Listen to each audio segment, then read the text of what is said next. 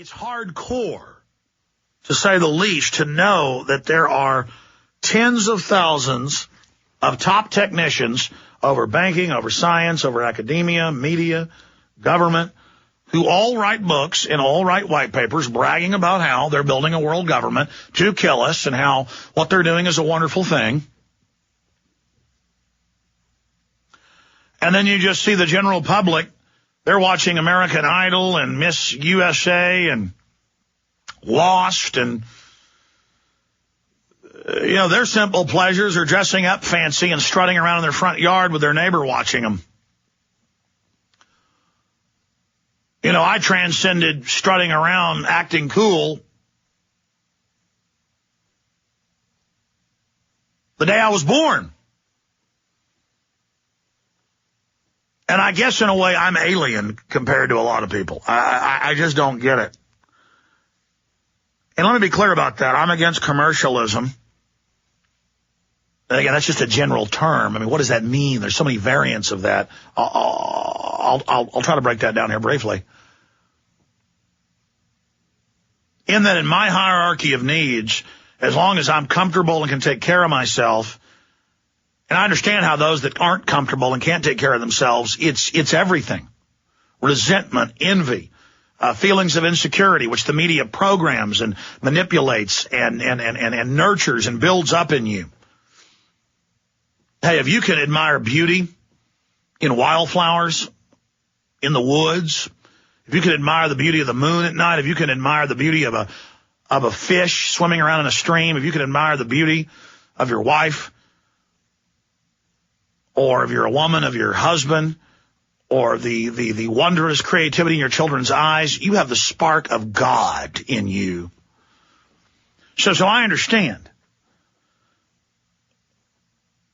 But to watch people ready to sell their mother out for $1,000, ready to rob their neighbor for $20, ready to do anything for fiat currency created by nothing, that's people selling out their souls, selling out who they are for something that was a trick, that was made up out of nothing. It's all a fraud. It's a spell. It's a mesmerized mesmer. It is alchemy. It is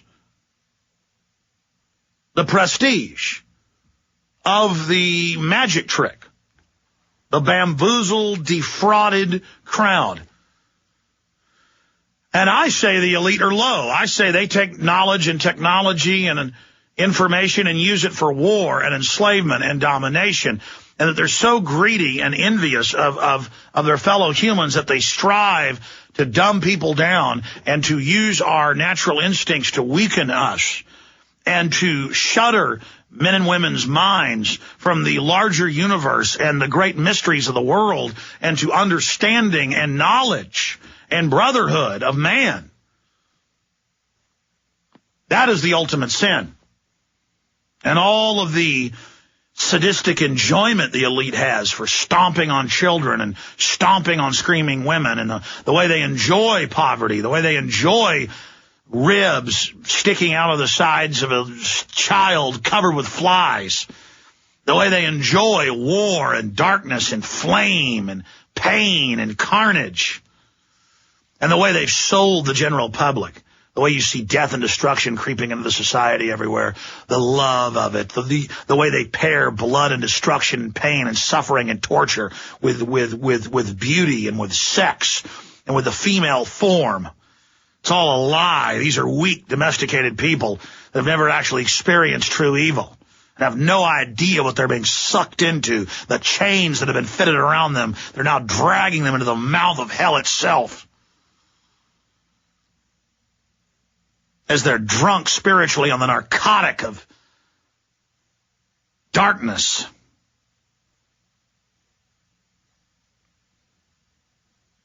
As they fall to their knees, hypnotized by the eyes of the snake.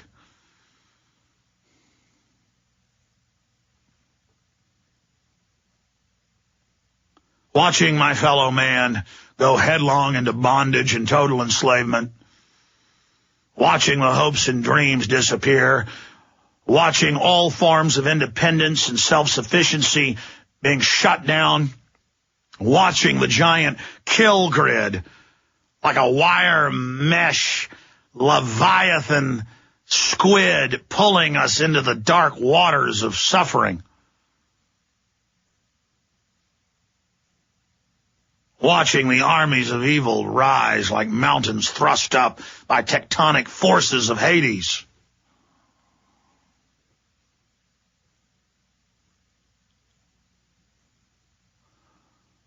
Watching it all, knowing that history is going by, that the destiny of man is now being decided. To realize what an incredible moment this is. It makes me lose my breath. It makes me have to physically remember to gulp in air. And the average person, I saw it all over the place. I'm seeing more and more of it. People will get in the fast lane and drive 10 miles under the speed limit on a cell phone, and they'll look at you when you drive by, hoping you look over angry at them so they can have a little look of satisfaction and purse their lips and even stick their tongue out between their lips. I see it. It's like a spirit of, I'm holding someone up. I have power. I'm frustrating someone. Let me tell you something. 15 years ago, I get a little mad at those people. Now I don't. I'm horrified by them. They've totally lost their humanity. Who would want to hold someone up? That's the spirit of the New World Order. They love frying your ovaries and your testicles with chemical weapons laced in the food and the vaccines and in the lining of the containers that brings you the food. They revel in hurting you. They revel in holding up man, holding up our destiny. They hate us. They are Satanist. The definition that the media gives us of Satan is some hot cheerleader with devil horns, who's ready to have a party. That's not Satan. Satan is a pit of rotten meat and dead children and homesteads burned to the ground and pain and suffering.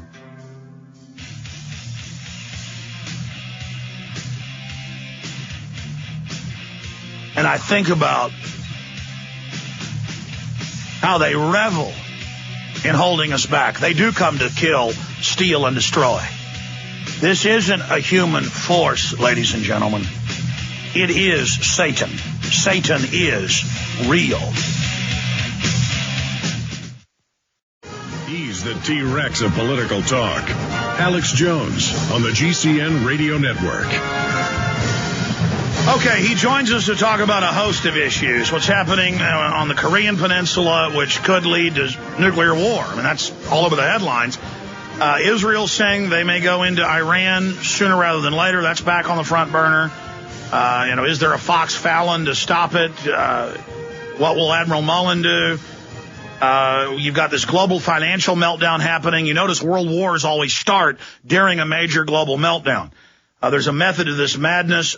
I also want to ask him later about CIA units' wacky idea to depict Saddam as gay. That's not the issue. Buried in the Washington Post article, they quote the CIA officers as producing fake bin Laden videos. Now, people have looked at the video of the fat bin Laden, admitted it's fake. They've had linguists listen to it. It's not him, not the dialect. They've done voice print. These tapes are basically all fake or old tapes of him re-edited. I want to ask Ray McGovern about that. We're going to get into suddenly New York Times, Washington Post, Wall Street Journal, Fox News, Geraldo Rivera with the Marine Corps commander.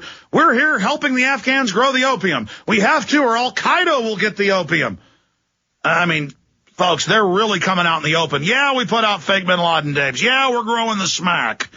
Yeah, we left the POWs. Pulitzer Prize-winning reports now getting a lot of news on that front. So we'll talk about it all. Ray McGovern was in Vietnam, by the way. So we're going to cover it all in the next hour with him today. Ray McGovern is an activist who writes and lectures all over the country. He's co-founder of Veterans Intelligence Professionals for Sanity. And we really appreciate him joining us. He was one of the chief CIA briefers for Reagan and Bush Sr., and that's a key position in a focal point position where you have Pentagon liaison to CIA, you have CIA liaison to White House. These focal officers like Fletcher Prouty and the secret team again, have unique perspective on wide-ranging analysis and how it ties in, not just specialists, so they can draw on all the specialists. And so that's why it's such an important lens to have him on with us. So I've thrown out there, sir, what I want to cover with you in the next 50 minutes. You've got the floor with what of that cornucopia you think is most important in your breakdown on what we're facing. Alex, thanks. First, just to make sure the record is correct, I don't want to pull a Blumenthal from Connecticut here. I didn't serve actually in Vietnam. I was an Army infantry intelligence officer from 62 to 64 before Vietnam really started. And while it was going on, I was the principal analyst at the CIA for Soviet policy toward Vietnam. So I learned quite a bit about it, but I never set foot in the country. With respect to what's going on here, the most important thing that's happening